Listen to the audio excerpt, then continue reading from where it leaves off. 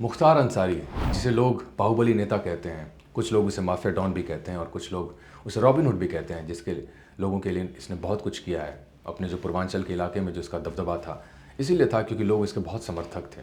इसको robin hood का एक इमेज भी मिला था।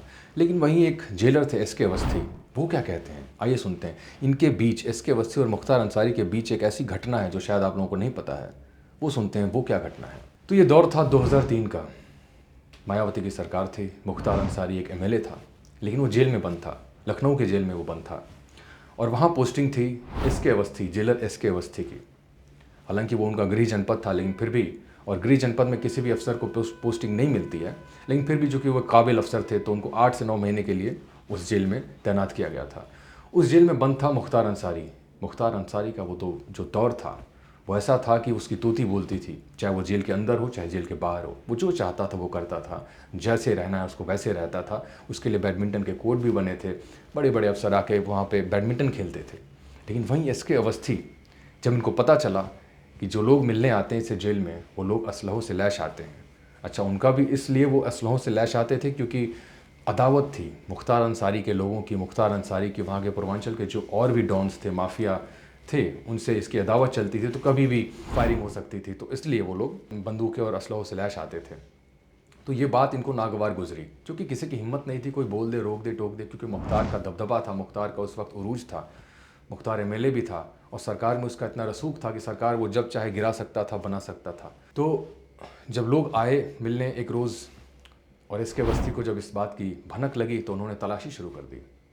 और तलाशी की बात जब मुख्तार अंसारी तक पहुंची, मुख्तार अंसारी को कोई तलाशी ले या उसके लोगों की तलाशी ले, ये तो बिल्कुल उसको बर्दाश्त नहीं था। ये उसके बाहुबल को किसी ने ललकार दिया था। वो आया तमतमाता हुआ जेलर के ऑफिस के अंदर।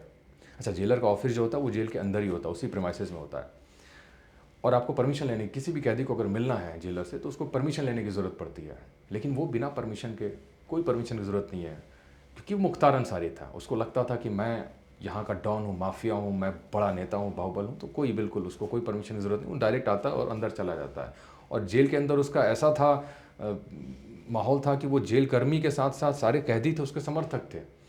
वहाँ के लोग जेलर की बात अनसुनी कर सकते थे, लेकिन मुख्तार अंसारी ने जो कहा वही होगा।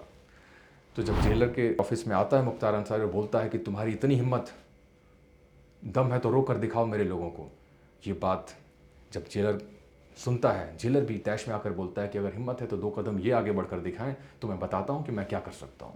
ये बात सुनते ही मुख्तार अंसारी ने अपने समर्थक के पास से वो पिस्टल लिया और तानते हुए बोला, किसी की हिम्मत नहीं हुई, तुम्हारी इतनी हिम्मत, किसी की मजाल नहीं हुई कि मेरे लोगों की तलाशी ले, और तुम्हारी इतनी हिम्मत, तुमको मैं अभी बताता हूँ, तुमको मैं जेल के बाहर बताऊँगा मैं क्या करूँगा। और ये इतनी हीटेड आर्गूमेंट हो गई कि मुख्तार के लोग मुख्तार को पकड़ने लगे और वहाँ के जेल कर्मी जो स्टाफ था वो जेलर को पकड़ने लगा। शायद अगर नहीं पकड़ते तो गोली भी चल सकती थी, लेकिन मुख्तार को भी पता था कि इस तरह से गोली मारना जेल के अंदर, वो भी जेलर को, ये पॉसिबल नहीं था। तो मुख्तार के भी हाथ पैर कांपने लगे थे। मुख्तार भी डर गया था। कोई भी डर जाएगा, क्योंकि वो एक सरकारी अफसर से लड़ रहा है। अगर वो मार देता तो पूरे सरकारी अफसर उसकी तरफ हो जाते और फिर इसकी शामत आनी थी। लेकिन मुख्तार अंसारी के बाहुबल को किसी ने ललकारा था, तो ये बात बिल्कुल इसको चोट कर गई थी और वो बहुत नाराज़ हो गया था, बहुत दुखी था। उस दिन उसने खाना भी नहीं खाया।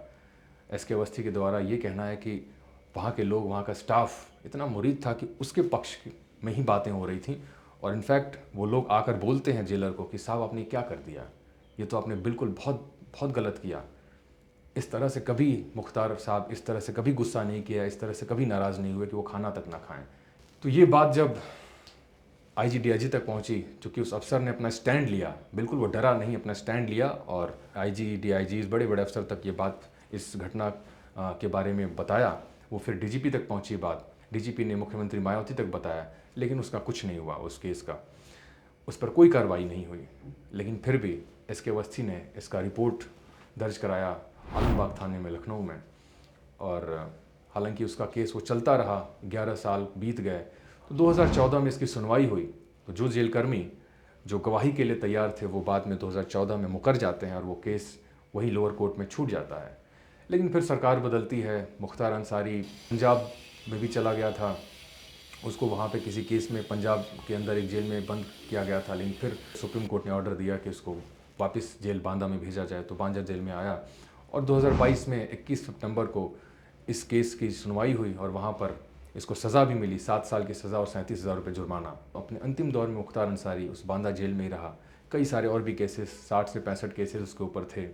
बांदा जेल में रहते हुए उसने अपनी अंतिम सांसें ली और उसको हार्ट अटैक से उसकी मृत्यु हुई। हालांकि कुछ लोगों का कहना है कि उसकी मृत्यु स्लो पॉइजनिंग के थ्रू हुई है। 19 मार्च को उसने चिट्ठी भी लिखी जुडिशरी को, और उसके जो और भी जो लोग हैं उसके घर वाले भी इस बात की हमेशा मीडिया में यही चर्चा है कि उसको स्लो पॉइजन के थ्रू उसकी हत्या की गई है, ना कि वो एक नेचुरल एक डेथ है। तो उसकी जांच का विषय है, जांच होगा जो भी होगा तो वो ऑफ कोर्स पब्लिक फ्रंट पर आएगा तो हम आपको इत्तला करेंगे। अभी के लिए यही किस्सा था जो एसके अवस्थी और मुख्तार अंसारी के बीच हुआ था। एक ऐसा अफसर जो डरा नहीं उस दौर में भी, जब मुख्तार अंसारी जो चाहता जैसे चाहता वो सरकार गिरा सकता था, बना सकता था। उस दौर में भी एसके अवस्थी अपने डिसीजन पे अड़े रहे और बिल्कुल अपनी ड्यूटी को फॉलो किया उसने। इस तरह की और भी कहानियाँ हम आपको सुनाएंगे जो भी हमारे आसपास हो रही हैं, जो करंट क्राइम की कहानियाँ हैं। सुनने के लिए हमारे चैनल को सब्सक्राइब करें और जो भी अपनी प्रतिक्रिया हो इस वीडियो पे, इस किस्से पर, आप ज़रूर हमारे कमेंट बॉक्स में दें और शेयर भी करें हमारे इस वीडियो को, इस चैनल को और लोगों तक पहुँचाएँ। आपका बहुत बहुत शुक्रिया कहानी सुनने के लिए।